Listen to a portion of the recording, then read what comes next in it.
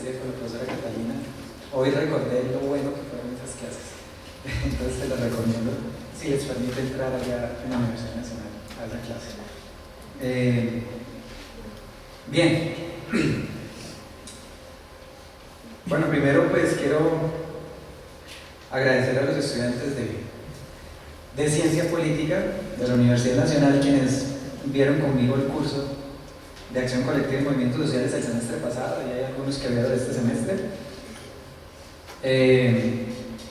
Estos actores, como los llamo yo, me hicieron la invitación para estar aquí en la Universidad Distrital y presentar algunas reflexiones teóricas sobre los movimientos sociales. Esto lo titulo pues los movimientos sociales hoy, avances conceptuales e interpretación de la movilización del pueblo Misak en Colombia. Esta presentación que tengo acá hace parte pues como de un borrador de un artículo que voy a presentar al Departamento de Ciencia Política en este mes a propósito de los cursos de Acción Colectiva y Movimientos Sociales de esa cátedra que dirigí este año allá en el departamento. Bueno, sin embargo, el propósito de esta reflexión intentará trascender lo meramente teórico, pues estoy convencido de que el trabajo académico debe tener el espíritu de la 11ª tesis de Marx sobre Feuerbach, a saber, de que los filósofos no han hecho más que interpretar de diversos modos el mundo, pero de lo que se trata es de transformarlo. Sin embargo, ese espíritu tiene sus grandes limitaciones. Así nos lo recuerda Pierre Bourdieu en su texto de los 90, Sociología y Cultura. Abro comillas.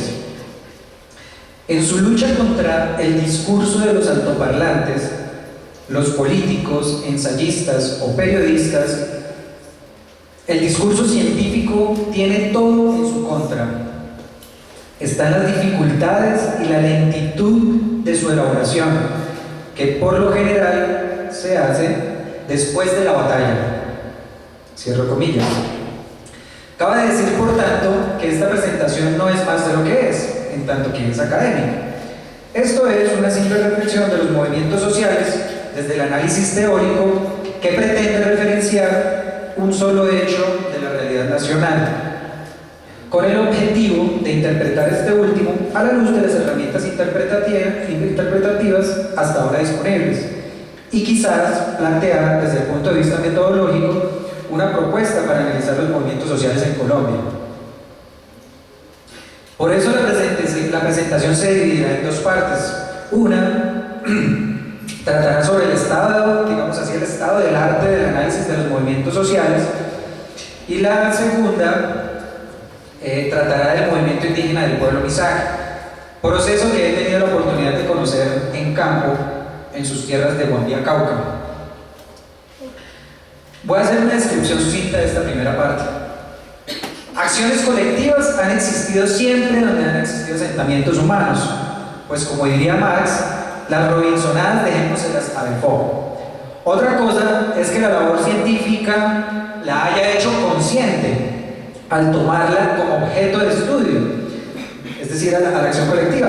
De la misma manera que Marx nos hizo conscientes de que en las relaciones sociales de producción de la sociedad capitalista se encuentra un elemento de explotación hacia el trabajador, o mejor, a quien vende su fuerza de trabajo, para la transformación de la materia en producto con valor de cambio, en beneficio del dueño de los medios de producción, elevando esa concienciación a una categoría analítico-interpretativa denominada plusvalía. Ese también es el trabajo de la academia. Por su parte, los movimientos sociales nacionales solo se le pueden rastrear desde la configuración de los estados-nación modernos. Tarrow, por ejemplo, toma la visión de Tocqueville, el cual, por medio de la comparación de distintos tipos de estructuras estatales, muestra que la construcción del Estado determinó el nacimiento de los movimientos sociales nacionales, y el desarrollo y la consolidación de los movimientos sociales se dio en un primer momento por la expansión y la consolidación del Estado en todo Occidente, lo que aportó la estructura básica de oportunidades para que pudieran desarrollarse los movimientos. Y un segundo estadio en el cual, dentro de la estructura del Estado, la aparición de los movimientos fue desencadenada por cambios en las oportunidades nacionales y transnacionales.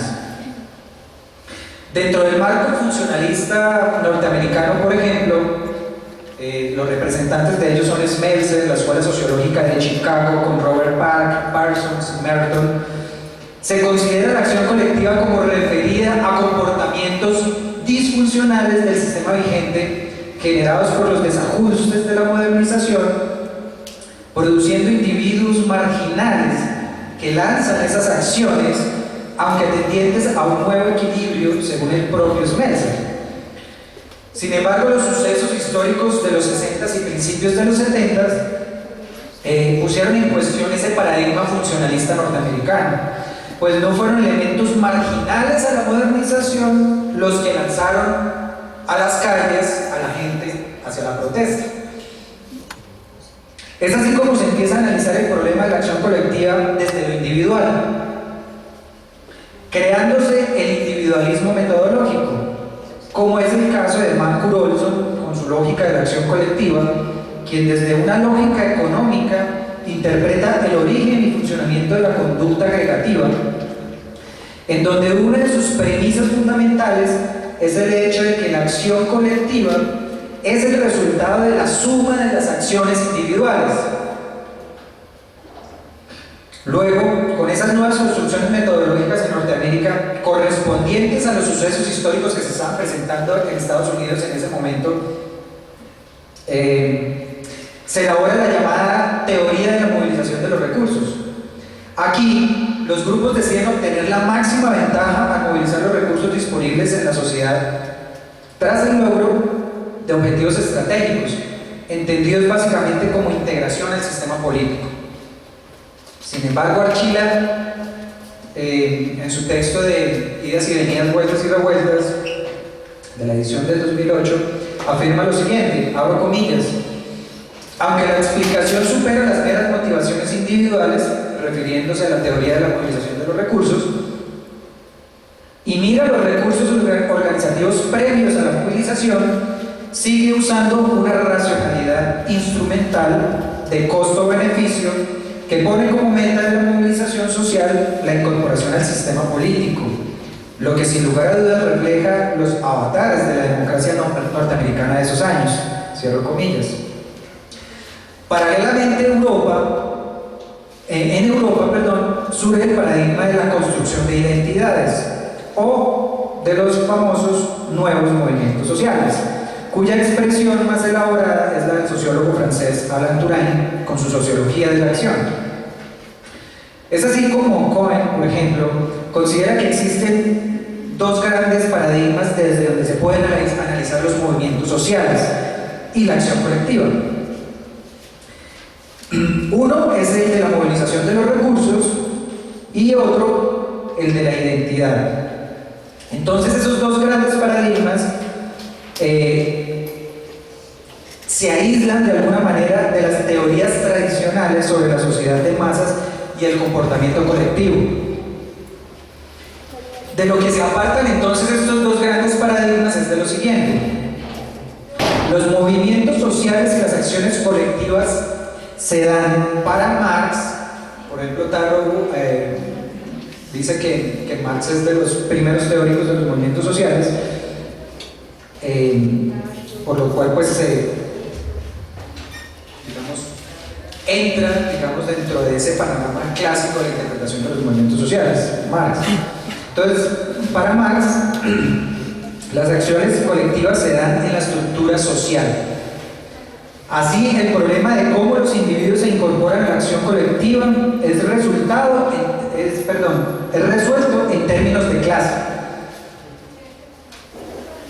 La gente se suma a acciones colectivas cuando la clase social a la que pertenece está en contradicción, plenamente desarrollada con sus antagonistas. Por su parte, para Lenin y Gramsci, las oportunidades políticas, la organización y la cultura cobran un papel mucho más importante. Así para el primero, es decir, para Lenin, el principal problema entonces es lo organizativo, pues es necesario superar los intereses particulares de los trabajadores y las demandas corporativas desligadas, creando una élite de revolucionarios profesionales. Esta élite, ocupando el lugar del proletariado en Marx, actuaría como guardián de los verdaderos intereses de la clase trabajadora, resolviendo el problema organizacional y de la falsa conciencia. Gramsci, por su parte, lo que hace es sumarle lo cultural. Esto como una forma de poder cohesionador de las masas para fortalecer y desarrollar en la conciencia de clase obrera una fuerza interna o no impositiva por medio de la creación en el partido de un bloque histórico de fuerzas y un cuadro de intelectuales orgánicos que crearán un intelectual colectivo como fuerza de organización autónoma entre clases y de consenso desde diferentes niveles de liderazgo. El otro gran aporte de Gramsci es que sitúa el movimiento obrero en una necesaria interacción estratégica con el Estado y con otras clases.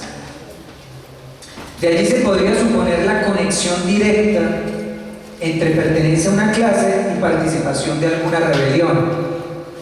Pero como afirma Tagore, eso no se da, ya que más allá del escueto concepto de la falsa conciencia, por ejemplo, está un capitalismo que ha creado divisiones dentro de las clases y mecanismos institucionales. Por ello es necesario buscar otras respuestas. Es decir, por eso es que ese paradigma clásico de la interpretación de la acción colectiva y los movimientos sociales sencillamente no funciona, porque sencillamente la sociedad ha cambiado. La dinámica del capitalismo nos ha llevado a que se presenten unas nuevas relaciones sociales y por tanto la creación de lo que diría Turain, unos nuevos actores sociales que surgen en esas nuevas dinámicas sociales. El trabajo de Habermas, por su parte, nos permite comprender mejor esa disolución de la lucha de clases cuando hace su reinterpretación o reconstrucción del materialismo histórico, pues allí se le puede identificar la intención. Su trasfondo con la propuesta de la acción del sujeto como comunicación a través del lenguaje es llenar un supuesto vacío teórico cognoscitivo del marxismo con la relación y distinción entre trabajo e interacción. Es decir, que lo que hace Habermas es plantear unas nuevas categorías interpretativas que permitan dar, digamos, un mejor funcionamiento a ese análisis teórico de los movimientos que viene de la percepción clásica de Marx. Esa distinción de Habermas entre trabajo e interacción no es otra cosa que propender por la idea de un sujeto puro. Hay dos teoremas fundamentales en el marxismo. Uno, la prognosis de autodestrucción del capitalismo por sus crisis económicas, y dos, la lucha de clases. La primera queda transformada, es decir, la prognosis, por lo que Habermas denomina como moderno capitalismo tecnócrata. Esto último es la intervención planificada del Estado y la aplicación o implementación del Estado, de la técnica a la producción. Habermas encuentra interesantemente una falacia argumentativa cuando se le otorga al Estado tecnócrata como mediador del conflicto, ¿sí?, el papel emancipador cuando dice lo siguiente, abro comillas, el progreso técnico emancipa, porque es que en últimas dentro de toda la teoría habermasiana está pues él como hijo de la escuela de Frankfurt. La emancipación es digamos, el proyecto fundamental por medio del cual la movilización se debe generar para transformar las estructuras sociales. Entonces allí es donde encuentro la falacia cuando dice el progreso técnico emancipa. Yo, refiriéndose al Estado, proporciono progreso técnico, luego yo proporciono emancipación. Y encuentra allí la falacia, ¿por qué? Pues porque observa en ese nuevo Estado, ¿sí?, la eliminación de la diferencia entre praxis y técnica. O sea, esa percepción elimina esa diferencia, no hay ninguna diferenciación allí. Por tanto, afirma Raúl Gabas, abro comillas, el análisis habermasiano de la ideología tecnocrática mediante la distinción entre trabajo e interacción es importante para comprender un fenómeno dominante, que es denominado como el vaciamiento del lenguaje. Es el tiempo de la soledad masiva. Sencillamente no hay diálogo. Respecto a la lucha de clases se presenta una transformación, es el segundo punto. Entonces estamos hablando del primer punto de la prognosis, segundo punto, la lucha de clases. Entonces, con respecto a la lucha de clases también se da una transformación en la sociedad. Esa es parte de la reinterpretación del materialismo histórico, que está ligada, por supuesto, a la prognosis. Esa transformación consiste, según Habermas, en que la lucha manifiesta de clases ha pasado a ser latente, se ha virtualizado, se ha mediatizado y en cierto modo se ha paralizado. Las intervenciones mediadoras del Estado en las posibles zonas de fricción desdibujaron los límites precisos de clase. Ya no se contrapone un sujeto de clase a otro, es decir, se elimina ese sujeto que histórica y naturalmente estaba predeterminado como el proletariado para cambiar las estructuras de la sociedad. Eso ya no se da, se diluye. Ya no se contrapone un sujeto de clase a otro. Los conflictos, afirma Habermas, aparecen de forma impersonal. Abro comillas, esto es una cita de Gabas. La pobreza y la injusticia social apenas aparecen en estratos generales, es decir, aparecen en sectores de la sociedad. Y lo más importante, afirma Gabas, es que la depauperación de esos grupos no es una explotación cabal, ya que el sistema no vive del trabajo. No vive de su trabajo, perdón, del trabajo de estas personas, que además no lo tienen, porque hay muchas personas que no lo tienen, entonces sencillamente están fuera del circuito económico, ¿sí? Y el sistema no vive de ellas, pero tienen su problema. En este sentido, el esencialismo de un sujeto predeterminado por la historia, o mejor por la prognosis marxista, para cambiar el orden social, pierde total sentido con las nuevas dinámicas de la sociedad y de los movimientos de las luchas mismas que empiezan a surgir. Como afirma Archila, en el texto ya citado, abro comillas, se alimentaba así la concepción histórica de actores que no respondían a esencias preestablecidas, sino a una dinámica de construcción de identidades. ¿Sí? Es decir, que el proletariado como sujeto ya predeterminado se rompe, se acaba esa idea. Esto último no es otra cosa que el paso del materialismo al postmaterialismo en los motivos de las luchas sociales. Entendido ese paso como el surgimiento de nuevos valores en la sociedad, puesto que los nuevos actores buscan defender espacios sociales que los lleven a luchar en nombre de la autonomía, la pluralidad y la diferencia. Y por eso traigo el caso del pueblo Misak, porque se inserta directamente en esta nueva percepción. Es decir, el proceso de reivindicaciones, independientemente de que, como Luis Carlos Mariátegui plantea, que se deben dar en el hecho, digamos, material, ¿sí?, de la tierra, por ejemplo, no solamente eso es un proceso de reivindicación de los movimientos, sino que trasciende eso, trasciende lo mero material, y por eso se llama postmaterial. Ya no solamente se lucha con el propósito de tomar la dirección de los medios de producción, que era en el caso de la percepción clásica, ¿sí?, y socializarlos, y la toma explícita del poder, porque es que ahora tampoco el objetivo fundamental de las luchas de los movimientos sociales, ¿sí?, en esencia, por eso los esencialismos se acaban, ¿sí?, en esencia estén con el propósito de tomarse el poder. Pero además, y quizá lo más importante, los actores dejan de ser elementos marginales o funcionales al sistema y pasan a ser agentes de un conflicto en el que luchan por el control y la orientación de la sociedad. Y esto es fundamental, ¿por qué? Porque es que sencillamente la percepción clásica de la interpretación de los movimientos, pues sencillamente sencillamente, en tanto que estaban determinados naturalmente ya un sujeto para generar el proceso de transformación de la sociedad, ¿sí? Ellos sencillamente no eran autónomos, ¿sí? Y lo que se da en esta transformación es que sencillamente los actores sociales, los nuevos actores sociales que surgen en la sociedad, son ellos mismos los que toman las riendas del asunto.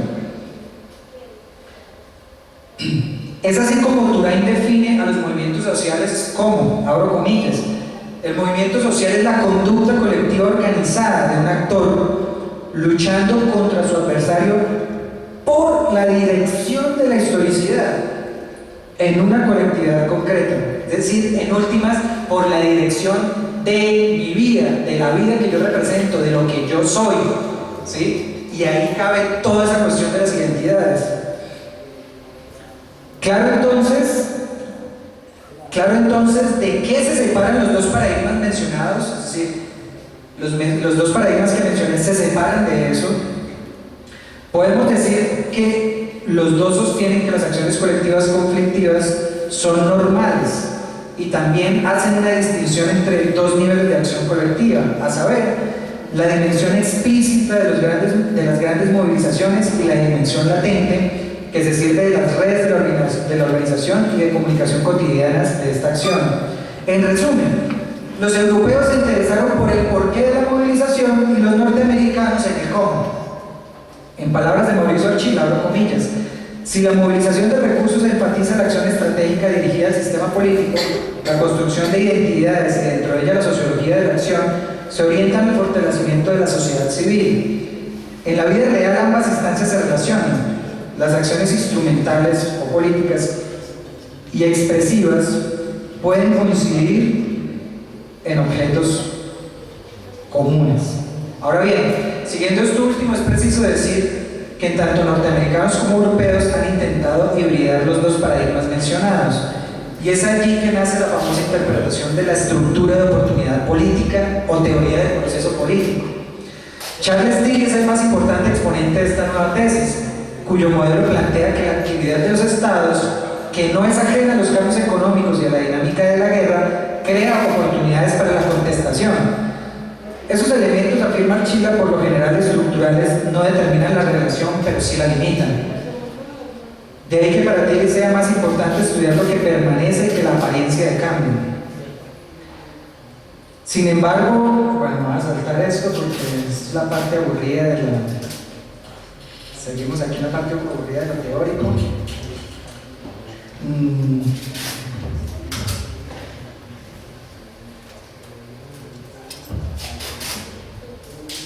Pero bueno, digamos que Tarrow soluciona unos inconvenientes, unos inconvenientes en la concepción teórica propuesta por Tilly, y soluciona ese problema con lo que él llama la acción colectiva modular. ¿Sí?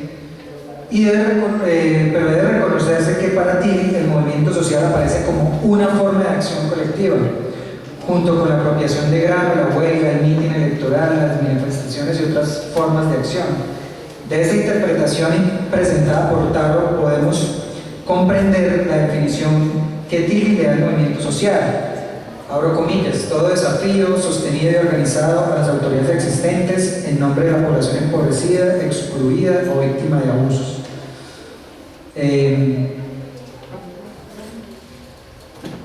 Entonces, luego de esto, vamos a saltar también para intentar ser más sintético.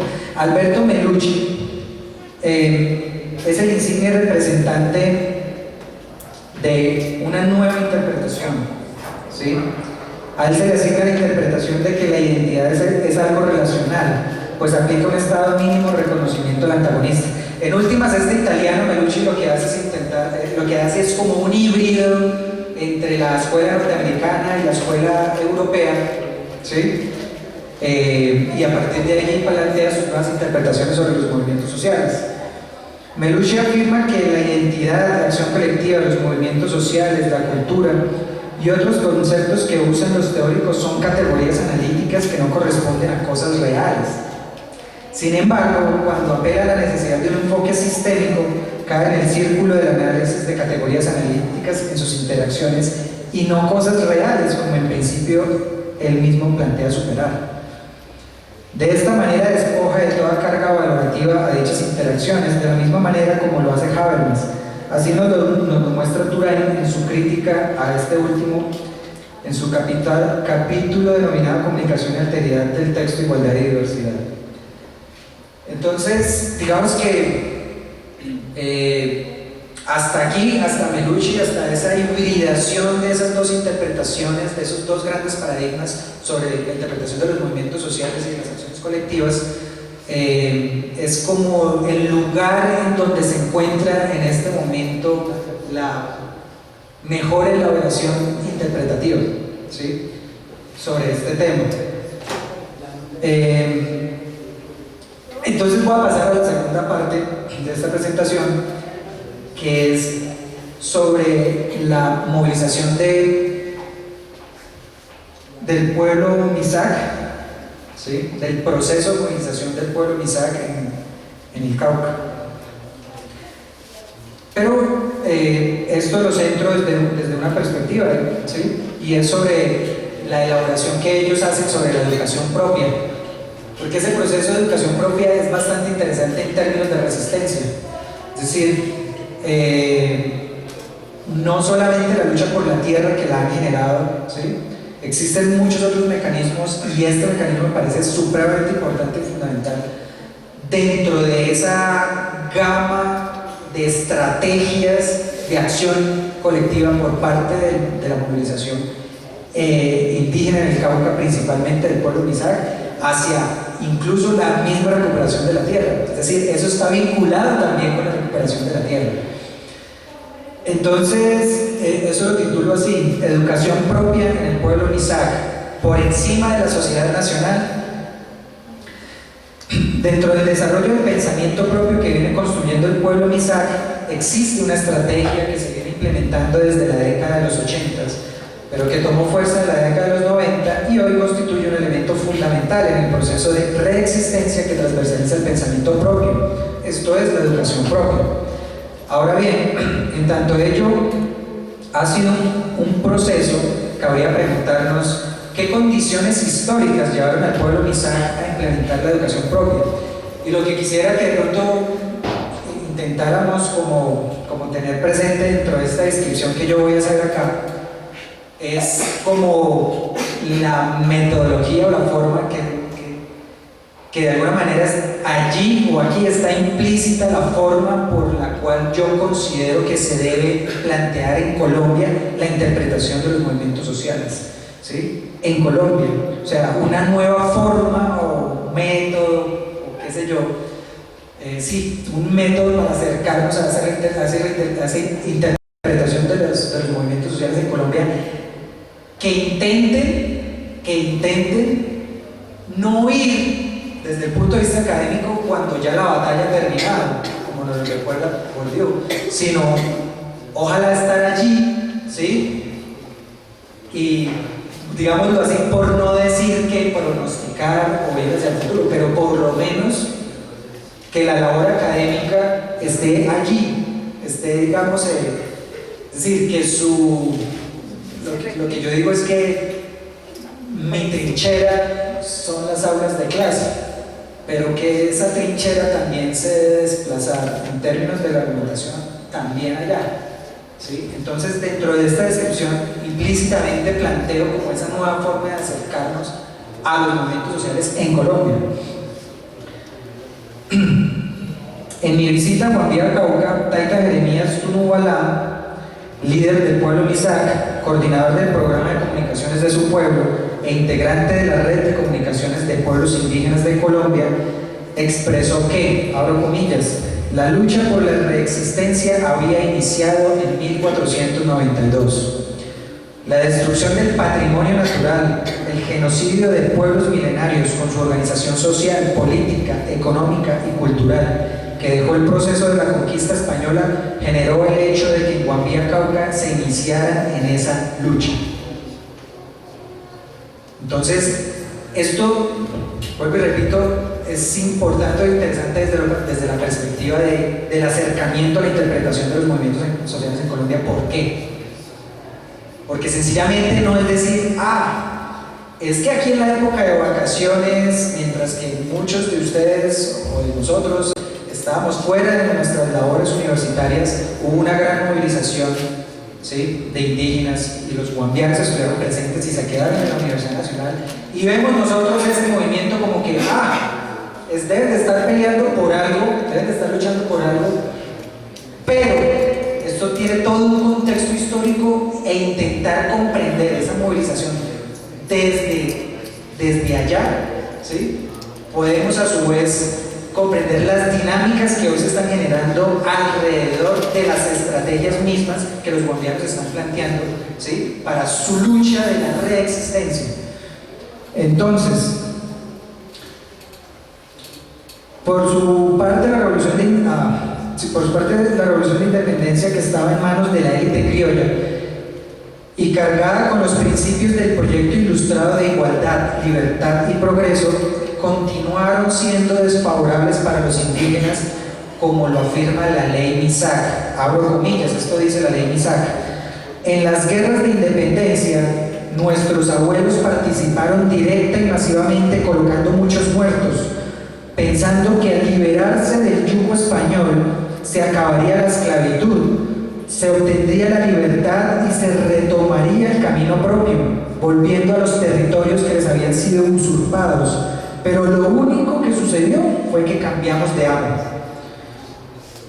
Esto se evidencia en el decreto del 5 de julio de 1820 creado por el libertador Simón Bolívar. De hecho, un dato curioso, Simón Bolívar hasta antes de escribir la Carta de Jamaica no tenía presente de que debía vincular a los negros y a los indígenas, y digo negros para no decir afrodescendientes, porque hay muchos negros que dicen: yo quiero que me llamen negro, ese término afrodescendiente no. Entonces no es de manera despótica que lo digo. Simón Bolívar hasta antes de la Carta de Jamaica no consideraba vincular en el proceso a estos. Allá fue que le dijeron: oiga, parce, ¿y usted cómo pretende hacer esta vaina sin contar con los indígenas y con los afro? Entonces, o con los negros. Entonces, sin embargo, en ese decreto, del 5 de julio de 1820, Simón Bolívar, que consideraba indispensable la declaratoria de la libertad individual para el indígena y la destrucción de los resguardos que limitaban esa libertad. Ese era el propósito de ese decreto. Así, esa idea se proyectó en la ley del 11 de octubre de 1821, que estableció en Colombia la igualdad del indígena. Esa cosa fue terrible. La igualdad del indígena con todos los derechos y deberes de los demás ciudadanos libres. Asimismo, la repartición de las tierras de los resguardos entre todas las familias de los indígenas, en proporción a los miembros de cada una y a la extensión del terreno. Pero como afirma el historiador Javier Ocampo, abro comillas, esta ley gran colombina destruyó las antiguas comunidades indígenas. Entonces veamos cómo el discurso de la igualdad jurídica, como decía Catalina hace un momento, el discurso jurídico de la protección del conocimiento tradicional y el discurso, ¿sí?, de la consulta previa a las comunidades indígenas es eso, discurso, como mucho del discurso que tenemos lleno en la Constitución. Esta ley colombina destruyó las antiguas comunidades indígenas de los resguardos y constituyó una nueva estructura de la propiedad privada de la tierra, de la cual surgieron los minifundios o pequeñas propiedades campesinas. Esta medida de igualdad ante la ley para los indígenas se volvió contra ellos, puesto que se suprimió el Estatuto de Protección contra los abusos de los criollos y colonos, quienes necesitaban mano de obra barata en un mercado libre, y la compra de tierras a los pequeños propietarios para aumentar los latifundios. No traje otra cita, pero si mal no recuerdo es Salomón Kalmanovich quien hace una referencia frente a que el proceso de la ley que acababa con la esclavitud, no fue una cuestión altruista de los criollos que estaban dirigiendo las huestes de la República en su momento, sino que fue una estrategia meramente económica, porque ya los gastos de manutención del esclavo eran mayores a los que se le pagaban a quienes lo único que tenían, como diría Marx, que vender era su fuerza de trabajo. Entonces, desde entonces para los Misak no había habido más que meros reconocimientos.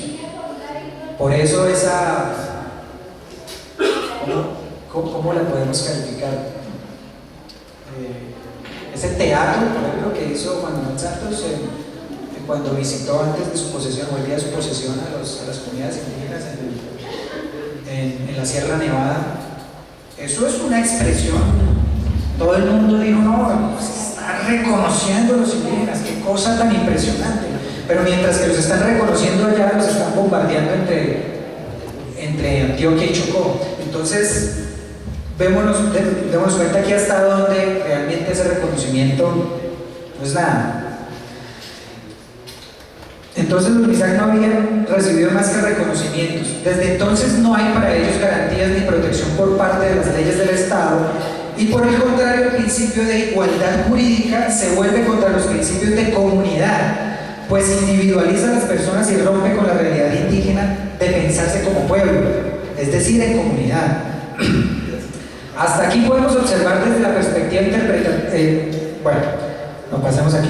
A medida que los terratenientes se iban apoderando de la tierra, muchos de nuestros anteriores que habían vivido allí desde mucho tiempo adelante, y lo escribo en esta forma porque es la percepción del tiempo para los Misak, ¿sí? El tiempo para ellos, lo que para nosotros es el pasado, ¿sí? Que está atrás, para ellos está adelante. La concepción es muy hermosa e interesante, pero no voy a profundizar sobre eso. Muchos de nuestros anteriores que habían vivido allí desde mucho tiempo adelante, en donde existían entre 150.000 y 200.000 guampianos, asegura Taita Jeremías, tuvieron que salir expulsados y amenazados. Otros quedaron en ella, atados a la misma por los lazos del terraje, pagando el trabajo, el derecho de ocupar mínimas parcelas en sus propias tierras, vendidos de dueño en dueño junto con ellas. Algunos creen que el pago del terraje en Chimán pudo comenzar hacia 1882. Continuando con ese acercamiento a la palabra, estando dentro de una de las haciendas, conversando con ellos, dentro de una de las haciendas recuperadas por el pueblo Misak en la década de los 80, llamada Las Mercedes, nos cuenta el mismo Taita Jeremías Tunubalá, que entre otras su esposa, mamá Liliana, es sobrina de Taita Lorenzo Muelas, que todos lo conocemos, fue senador de la República. Nos dice Taita Jeremías que, abro comillas, hasta hace 30 años existía esclavitud en Silvia. Lo del terraje es muy reciente, y todo ese proceso llevó a que nuestra población de 200.000 Misak que existían en estas tierras a la llegada de los invasores, hoy solo seamos unos 25.000 en proceso de reexistencia. Si bien esa figura del terraje data de finales del siglo XIX, el proceso que se inició con fuerza para la eliminación de esa forma de esclavismo, junto con el de recuperación de tierras, se forjó en la década de los 70 del siglo XX, como asegura Taita Jeremías Tunubalá, abro comillas.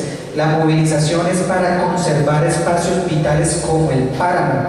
No son solo para los pueblos indígenas, sino para toda la humanidad. El apelar a la defensa de la humanidad trasciende los objetivos que podrían objetarse como suyos y que pone, por supuesto, su movilización en un plano que va más allá de la mera identidad propia, en donde el marco interpretativo de los movimientos sociales sobre la identidad se queda corto para explicar dicha acción colectiva de los pueblos indígenas, en este caso del pueblo Misak, aunque se podría apelar al constructivismo de Menucci para incorporar esos cambios en el proceso identitario del pueblo Misak. De esta manera los terratenientes se han adueñado de las mejores tierras del resguardo, también quemando nuestras casas y destruyendo nuestros cultivos, como afirma mamá Faustina. Recuerdo mucho esa escena frente al fogón. Mamá Faustina La mamá de mamá Liliana se le venían las lágrimas encima cuando alrededor del fogón, que es la tradición, contaban estas tragedias. Afirma mamá Faustina, sacaban a la gente de sus tierras con el poco ganado que tuviesen y arrinconándolos hacia las tierras más altas. Así sacaron a la gente de Chimán y se apropiaron de las mejores tierras que poseía la gente para cultivar. Esta es la manera en que nos lo describe también Josefina Muelas. Taitabelino de Agua, ex gobernador del Cabildo, sabe que los terratenientes no fueron los únicos que usurparon partes considerables de sus tierras, sino también los habitantes del pueblo de Silvia, llamado antes Guambía. O como lo demuestra la voz de Taita Álvaro Morales cuando afirma, abro comillas, aquí nomás junto a nuestras tierras de la institución educativa agropecuaria de Guambía en Guarangal está una gran hacienda de donde levantan ganado para llevar a lucir en las ferias de Cali. Esas sí son buenas tierras comparadas con estas. Desde ese momento el movimiento indígena, afirma Taita Jeremías, abro comillas, nunca ha estado solo, lo han acompañado campesinos, académicos y los llamados solidarios. Llegados a la década de los 70 del siglo pasado nos encontramos con el inicio de la más fuerte movilización del pueblo Misak para la recuperación de tierras con un objetivo fundamental, dice Taita Jeremías, en medio de una de las tierras recuperadas. Abro comillas, el objetivo es recuperar la tierra para recuperarlo todo. Y esta consigna queda estipulada en el Manifiesto Guambiano de 1980. Esos acontecimientos históricos y el sentido fundamental de la consigna generaron las condiciones para que el pueblo guambiano pensara en la necesidad de una educación propia. Esto se reflejó en el espíritu del Concordato de 1973, que procura trabajar, abro comillas, en la promoción de las condiciones humanas y sociales de los indígenas, y el Decreto 1142 de 1978, que destaca que la educación impartida por religiosos debe respetar las particularidades culturales indígenas y que los maestros indígenas deben participar en la elaboración y evaluación de los currículos. Es así como en 1980 el Ministerio de Educación Nacional inscribe a los maestros indígenas en el magisterio. En este momento ustedes van y gran porcentaje de los profesores son guambianos, son muy pocos los mestizos que están dando clases en las escuelas de Guambía. Y se inicia un proceso educativo alternativo. El programa arranca en 1982 y la experiencia es posteriormente recogida por la Constitución de 1991 como parte de las demandas indígenas, aunque en Guambía hay acuerdo de que la Constitución trajo consigo varios reconocimientos, no trajo garantías ni protección como fue mencionado con anterioridad. En 1994 los cabildos indígenas del país, con sus resguardos legalmente reconocidos por el Estado, comenzaron a recibir los recursos de la inversión de transferencias, logrados en la Constituyente de 1991 y por la Ley 60 del 93. Y es cuando el Cabildo de Guambía elabora su primer plan de vida, invirtiendo en programas como producción, educación, salud y saneamiento básico. De hecho, dentro de estas estrategias de invertir esas transferencias del Estado, ¿sí? Está en la recuperación, está proyectado hacia la recuperación de tierras, porque sencillamente intentan dirigir estos recursos, ¿sí? Por ejemplo, hacia la producción o a la productividad y obtener recursos para la compra de tierra, como la están haciendo, y no solamente en esas zonas, sino en zonas como el Huila. Desde ese momento y dadas estas condiciones históricas, dentro del plan de vida del pueblo Misak, el sistema de educación propia se propuso con el objetivo de, abro comillas, leer, entender, comprender, interpretar el conocimiento ancestral para saber, conocer, reconocer, valorar, filosofar, difundir, formar, capacitar, defender, respetar, aceptar, proponer y aplicar coherentemente las concepciones y los fundamentos filosóficos de la misión de origen del pueblo Misak, como los deberes y derechos, tanto los valores y principios del sistema de identidad y dignidad de los Misak, cierro comillas. Sin embargo, todo ese esfuerzo de interculturalidad proyectado en la etnoeducación propuesta por el Ministerio de Educación Nacional, que reconoce los principios de los artículos 10 y 68 de la Constitución Nacional, no son suficientes. Pues, abro comillas, la educación, esto lo dicen los MISAC, abro comillas, la educación no ha dado los resultados esperados. Poco importa lo que se plantee en los programas de las instituciones y lo que digan el MEN y el Plan de Vida. La relación del discurso de la interculturalidad con la realidad guambiana no es más que de ruptura. Pero, ¿por qué el discurso de la interculturalidad? ¿Sí? Y esa idea de la etnoeducación en la educación propia rompe con la realidad guambiana. Existen ciertas condiciones en la realidad del presente guambiano que permiten observar esa ruptura. En palabras de Taita Álvaro Morales, que fue alcalde de Silvia y exgobernador, expresada en la institución educativa agropecuaria de Guambía, encontramos elementos que nos permiten comprender esa realidad. Abro comillas, dice Taita Álvaro Morales.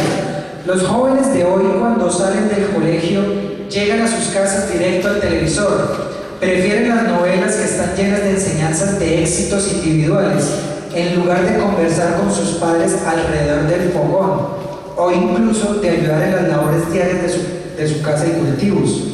En esas condiciones es difícil que se siga la tradición de la palabra y pone en riesgo nuestro proceso de reexistencia.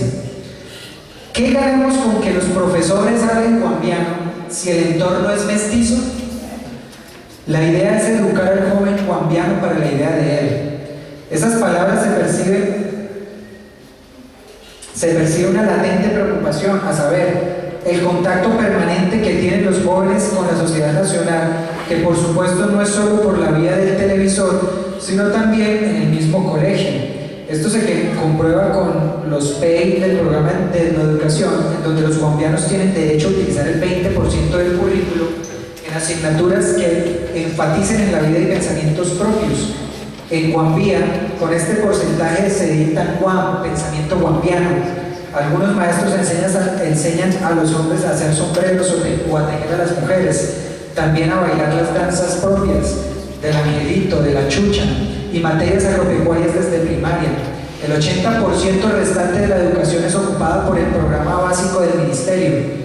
Sin embargo, las reformas educativas guambianas desde el 1997, 98 y 99 se han elaborado bajo el PEC, que han intentado reconocer las falencias que aún hoy son existentes. Esto se observa en el PEC, que plantea como uno de sus objetivos impulsar a los jóvenes para que sigan una carrera académica en un esquema de competencias. Esto último evidencia una ruptura de la formación del joven MISAC en el proceso educativo, una ruptura con lo que él es, con la tierra que trabaja y con su propia familia, cabildo, pueblo, tradiciones y memoria. Es una formación al fin y al cabo para el éxito individual, alejado de su comunidad.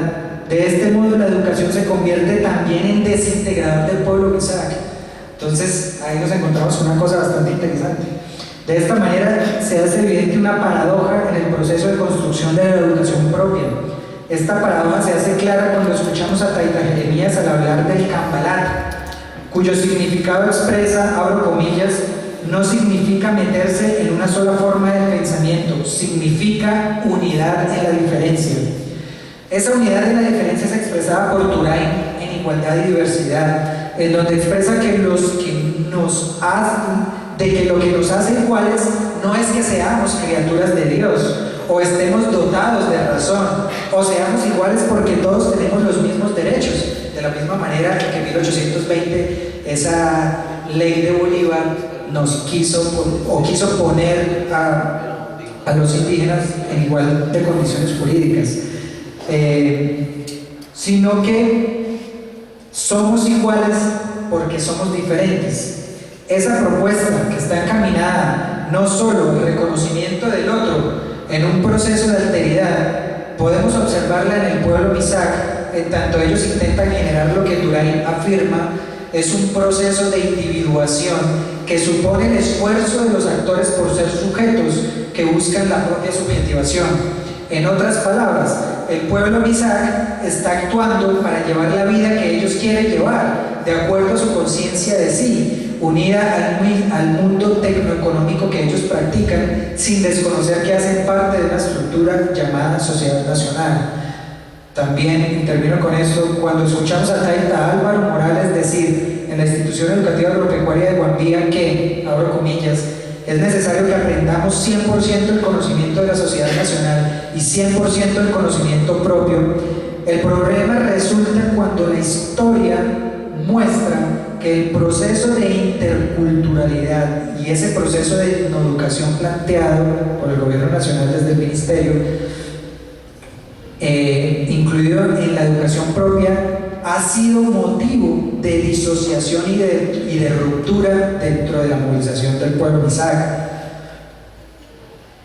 Pero entonces, ¿cómo asumir el conocimiento de la sociedad nacional para que no genere la ruptura que hasta ahora se ha venido presentando? ¿Es posible aprender las dos formas de pensamiento al 100%, aun cuando en esencia son pensamientos opuestos, y a la vez hacer conscientes a la gente, al pueblo Misak, de que se hace con el fin de preservarse como pueblo? ¿Será entonces necesario invertir el valor de la educación formal frente a la educación propia? Y termino con la pregunta con la que inicié.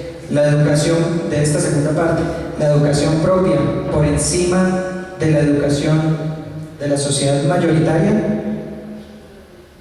Muchas gracias.